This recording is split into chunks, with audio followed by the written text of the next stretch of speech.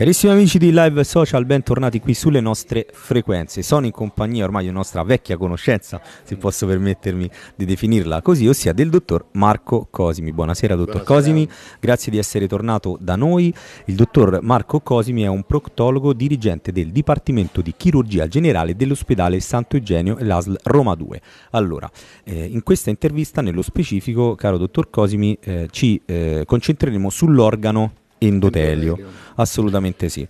Ecco, diciamo, iniziamo a sfrugugliare l'argomento, l'organo endotelio. Allora, l'organo endotelio è un nuovo organo che si è aggiunto nello studio dell'anatomia da pochi anni e di fatto lo si studia in tutte le università del mondo di medicina ed è la parete, il foglietto unicellulare più interno di tutto l'apparato cardiovascolare, quindi la parte più interna a contatto col sangue della cavità cardiaca, delle arterie e delle nostre vene.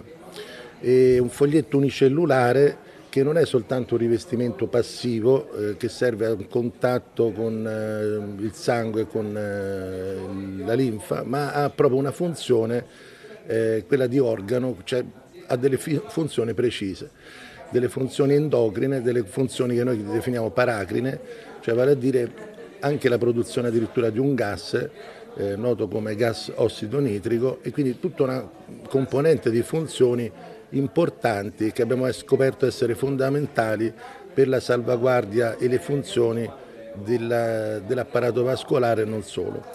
E tutto ciò ha anche un suo ruolo nell'ambito pelvico, perché la rete venosa abbondantemente presente in questa struttura contiene ovviamente, sviluppa una rete molto complessa, noi la chiamiamo plessi venosi, proprio perché è complessa, molto articolata, molto vasta, di contatto con i tessuti biologici e di contatto con il sangue.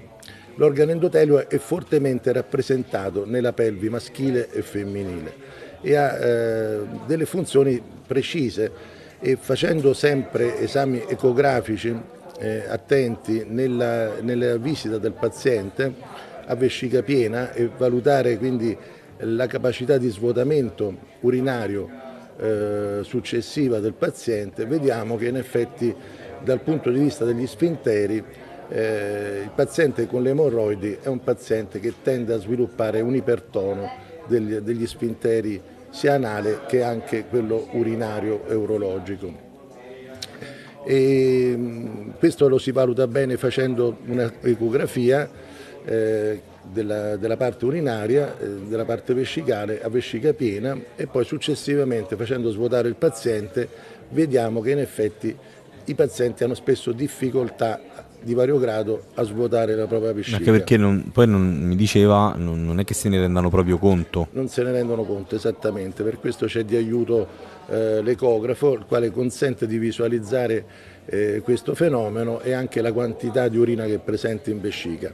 Si tratta spesso di pazienti anche molto giovani, che hanno 18 anni e non svuotano affatto la loro vescica, quindi hanno dei residui post-menzionali, li chiamiamo così, di urina che sono anche di 100-150 millilitri e sono importanti. Anche nella donna questo fenomeno è ugualmente presente ed è un fenomeno che notiamo oramai si risolve su casistiche oramai di centinaia di casi che hanno risolto il problema della rigenerazione venosa di quella zona. Si risolve questo problema dello svuotamento menzionale man mano che il paziente progredisce nella cura anche del proprio apparato vascolare venoso.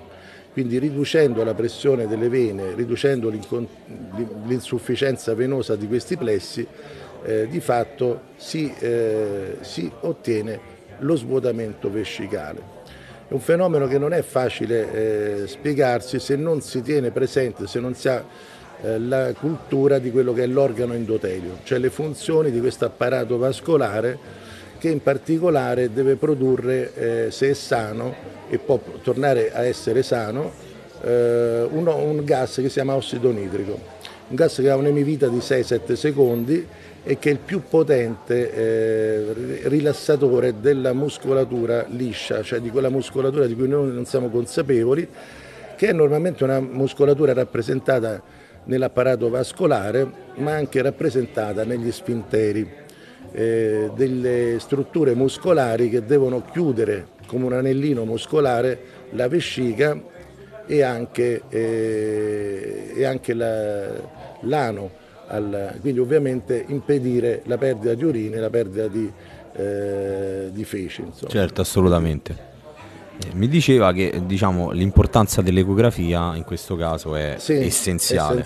Noi vediamo qui in questa immagine ecografica, ecodoppleristica, la valutazione ecocolor Doppler di alcune vene della pelvi, e nella successiva possiamo vedere un paziente che viene esaminato ecograficamente per via sovrapubica per valutare il suo residuo vescicale dopo aver orinato. Quindi è un paziente il quale viene sottoposto ogni volta che si fa una visita proctologica anche a una visita urologica per valutare l'altra faccia del problema emorroidale, cioè quella sul versante urinario, vescicale, prostatico. Anche perché è che solitamente raramente viene associata, chiaramente dai profani, intendo, certo. No? Non si tende a non metterle mai in relazione, invece non è così. Esiste una relazione e andando a lavorare su queste vene per recuperarne e rimodellarne il tono e la forma e la struttura, noi vediamo che poi curando l'insufficienza venosa di questi pazienti nella pelvi, in questi plessi venosi, recuperiamo alcune funzioni che purtroppo erano andate perse, le funzioni dell'organo endotelio. E in particolare la possibilità di far rilassare, finalmente svuotare la vescica totalmente. Quindi i pazienti progrediranno in un percorso che li porterà a una minzione efficace. Posso chiederle una cosa, proprio una curiosità, giusto per aggiungere un ulteriore spunto, magari un'informazione utile ai nostri ascoltatori.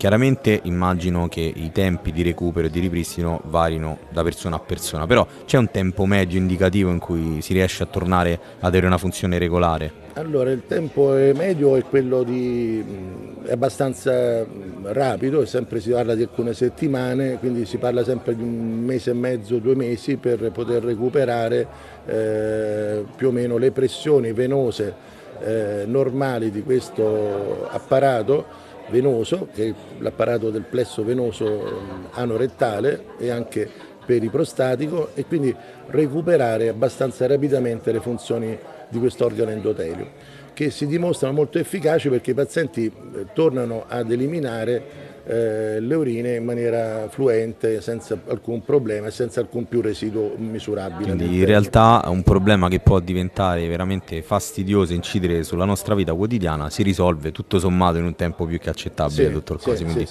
sempre l'importanza di rivolgerci a un professionista come il dottor Cosimi. Cerchiamo di non rimandare troppo poi la cura quando abbiamo questi problemi, perché chiaramente prima si interviene, questa è un po' una regola generale che vale per tutto, e meglio è. Quindi ricordiamoci anche l'importanza dell'organo endotelio.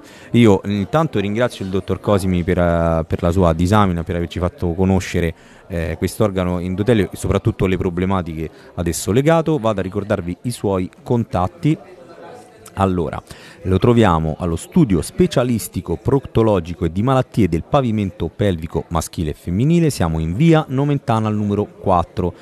Per dare un riferimento più preciso, Monterotondo, quindi siamo praticamente a Roma, sostanzialmente, insomma non scappiamo da qui. Il contatto Facebook del dottor Cosimi, che è il dottor Marco Cosimi, proctologo, facilissimo, insomma se digitate dottor Marco Cosimi sicuramente non avrete difficoltà a trovare la sua pagina, e poi il sito, anzi i siti web del dottor Cosimi. Qualcuno magari di voi che ci ascolta di frequente, il nostro affezionato ascoltatore, già li conoscerà, visto che non è la prima volta che interviene ai nostri microfoni, e sono www.emorroidicure.it, www.ragade.eu, www.marcocosimi.it, www.malattiaemorroidale.it, www.flebologoroma.it. C'è anche Instagram, ossia proctologo Cosimi Marco, e poi l'indirizzo email studio@marcocosimi.it. Vado a lasciarvi anche un recapito telefonico, un fisso, ossia lo 06 90 60 540. Dottor Cosimi, la ringrazio per essere stato nuovamente ai nostri microfoni e l'aspetto, insomma, perché abbiamo altre cose da trattare in futuro e sicuramente lo faremo sempre a beneficio dei nostri ascoltatori e dei suoi pazienti, tra l'altro, che lei cura con tanta passione.